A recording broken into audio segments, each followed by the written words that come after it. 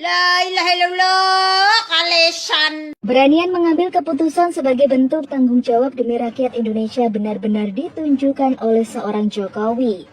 Selain berusaha membangunkan kita dari tidur yang panjang, sosok ini juga sedang mengangkat harkat dan martabat bangsa yang selama ini tergambar lemah dan masih gemar merunduk pada asing atau dunia barat. Jokowi tak ingin bangsa ini dipersepsikan sebagai kacung. Untuk bangsa sebesar Indonesia, sekedar membangun pondasi awalnya saja satu dasawarsa tak cukup. Sedih, tapi kembali mesti saya utarakan untuk mengingatkan dan melek atas fakta. Coba perhatikan, selain fokus bangun negeri, Jokowi cukup direpotkan harus merebut kembali sumber kekayaan alam yang puluhan tahun dikuasai asing, dengan kerjasama yang merugikan dan hanya dinikmati para mafia. Saban tahun, Indonesia harus rela melihat kekayaan alamnya dinikmati negara lain. Apalagi saat harga komoditas dunia meningkat, membuat Indonesia semakin merana. Sebab tidak bisa meraup maksimal hasil kekayaan alamnya, ini benar-benar ironis. Kini kita patut berbangga melalui seorang Jokowi, sejumlah titik tambang yang kembali ke pangkuan Ibu Pertiwi. Meski tak sepenuhnya dinasionalisasi, namun setidaknya Indonesia kini bisa berbangga karena mendapat pembagian keuntungan paling besar. Melalui tangan dingin, Presiden Jokowi kembali berhasil merebut kekayaan sumber daya alam Indonesia atau SDA dari tangan asing, antara lain Freeport, Petrol, Blok Rokan, Blok Ambalat yang sebelumnya dikuasai Malaysia dan negara tetangga ini pun berpikir ulang jika harus berkonfrontasi. Kemudian ada Blok Mahakam, Newmont, dan yang terbaru tambang nikel raksasa Brazil, PT Vale Indonesia Tbk atau INCO. Bagaimana? Ini is amazing, bukan? Gebrakan Jokowi tak sampai di sana, yang dalam negeri pun tak luput dikejar. Aset-aset negara yang juga dinikmati dalam bentuk perusahaan perseroan, yayasan, dan perseorangan, diminta untuk dikembalikan ke negara. Para pengemplang pajak bahkan sampai hutang anak-anaknya mantan Presiden Soeharto pun diburu dan ditagih. Coba bayangkan saja jika hal di atas itu dikerjakan pemimpin sebelum Jokowi, bisa lebih fokus benahi yang lainnya. Dan mungkin kita tak perlu harus menunggu hingga tahun 2045 yang disebut tahun emas. Seperti yang sudah diprediksi banyak ekonom dunia, di mana Indonesia bakal menjadi salah satu negara mercusuarnya dunia. Sebentar, bisa jadi nih, kisah kota Atlantis yang hilang dan masih menjadi misteri sejak puluhan ribu tahun yang lalu. Dan konon merujuk bahwa itu di daratan Sundaland Indonesia mungkin benar adanya. Berdasarkan kesimpulan para ahli, seperti hukum siklus yang terulang. Selain direpotkan hal di atas, Presiden Jokowi juga harus menghadapi polarisasi yang gila-gilaan. Akibat hasutan yang masif tokoh-tokoh berpengarai sengkuni, jika anteng tak jadi soal, tapi yang bikin gregetan kelompok ini mengganggu dan menggoyang pemerintahan.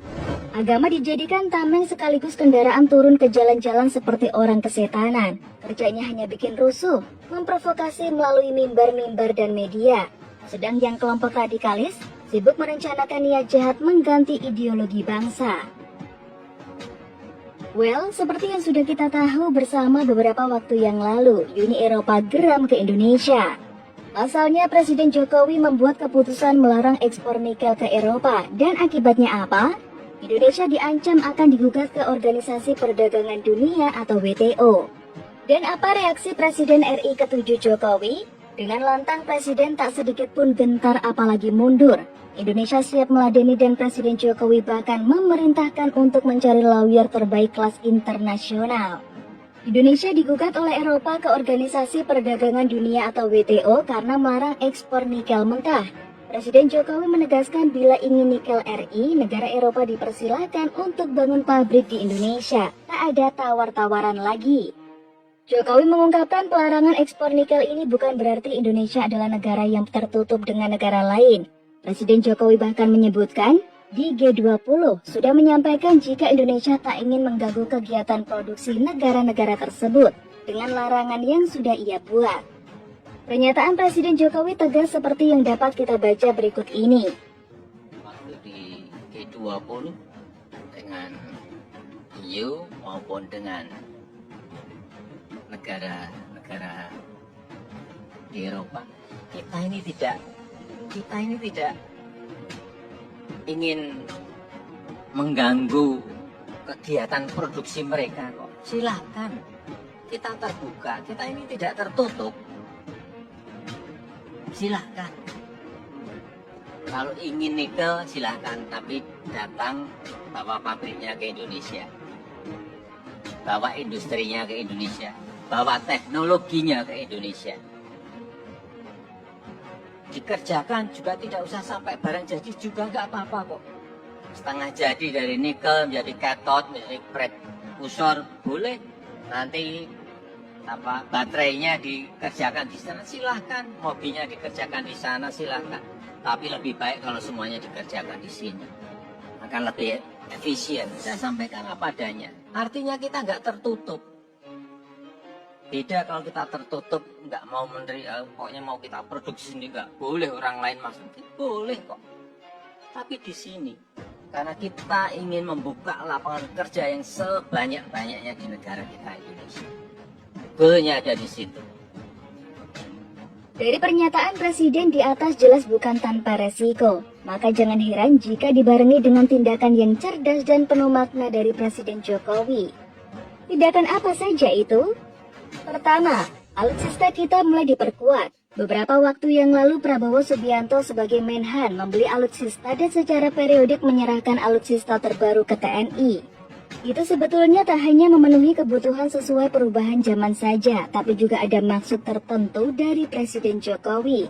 Dan ini tak dilihat secara terang oleh publik maupun media atas maksud dan tujuan yang tersembunyi. Kedua, Presiden melalui Menhan membentuk Komcat atau komponen cadangan dan sudah dilakukan angkatan pertama. Dan akan terus dilakukan secara bertahap angkatan kedua dan seterusnya sesuai kebutuhan. Mobilisasi komponen cadangan hanya bisa dilakukan oleh Presiden atas persetujuan DPR RI dan tetap di bawah kendali Panglima TNI. Apa artinya? Ingat, Presiden kita itu orang Solo yang suka kirim simbol. Itu semacam perang psikologis untuk kesiapan, strategi tinggi untuk menurunkan mental lawan. Bahwa negara kita juga sudah sangat siap dari sisi pertahanan jika sampai ada yang berani mengganggu kedaulatan Republik Indonesia, maka Angkatan Bersenjata RI siaga. Tapi kiranya Presiden kita ini juga sudah sangat cermat mengkalkulasi, siap keberanian Jokowi semua itu demi rakyatnya, bukan untuk kepentingan pribadi atau golongan tertentu. Seperti kesaksian Prabowo Subianto, ia melihat dengan mata kepala sendiri bahwa Presiden Jokowi memang bekerja untuk rakyat. Kesaksian Prabowo tak main-main, buktinya Fadlizon dibuat lemas dan gemeteran. Mungkin semaput belum sadar, tak terlihat ngoceh di Twitternya. Permintaan Presiden sederhana saja, ia mau orang-orang Eropa itu agar bangun pabriknya di Indonesia. Maka dengan demikian diharapkan akan membuka lowongan kerja. Maka secara otomatis negara kita mendapatkan keuntungan berlipat ganda. Jika mau nikel, bangun pabrik di sini, kata Presiden Jokowi tegas. Coba saja jika presidennya bukan Jokowi, barangkali akan tunduk pada Eropa menyerahkan dan merelakan kekayaan sumber daya alam Republik ini terus dikeruk mereka, dan para mafia yang menyaruh pejabat publik pun pesta pora. Tak ubahnya kejadian di era sebelum Jokowi menahkodai Nusantara. Sudah saatnya kita memang harus bangkit dari tidur yang panjang dan memang rakyat butuh pemimpin seperti Presiden Jokowi yang gila, berani, tegas dan juga ngoboy. Agar tak terus-menerus kita diinjak-injak oleh bangsa asing dengan segala kepentingannya. Bersama Presiden Jokowi membuat fondasi dasar yang kuat agar dapat dibangun rumah yang hebat. Untuk generasi di masa datang, Indonesia maju dalam suasana gemah ripah loh jinawi, toto tentrem kerto raharjo. Negeri yang memiliki kekayaan alam berlimpah, aman dan tentram.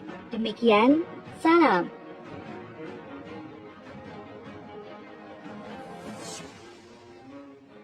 Status di Facebook akan indah pada waktunya.